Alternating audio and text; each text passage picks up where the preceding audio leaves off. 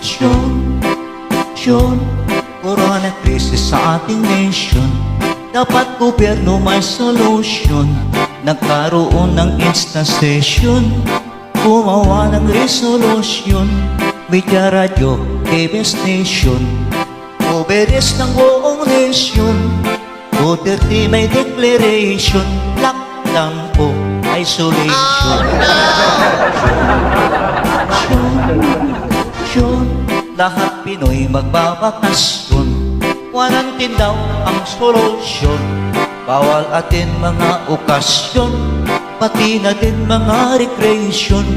Mga pulis ng konsumisyon, curfew dami ang violation.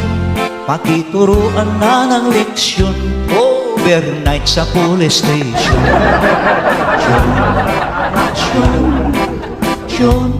Mayayaman bigay donasyon, mahihirap hintay ng rasyon. Mga tao wala ng opsyon, ito ng normal na situation.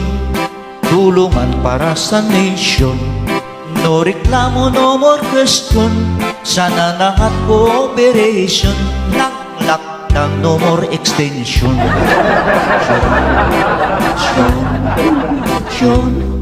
Wear-face mask for your protection, alcohol for disinfection, social distancing with abortion.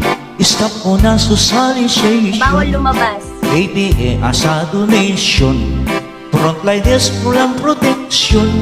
Mga doktor nagka-infection, DOH kulang sa aksyon. Nagkaroon pa ng detention, House Duterte pa ang aksyon. Oposisyon yung laging mention, imbis na part ng solution.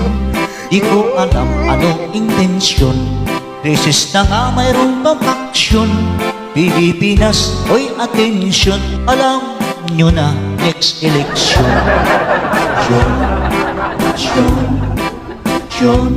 Gobyerno nawa ay mag-function, gamitin tama ang posisyon, mag-isip ng tamang solusyon.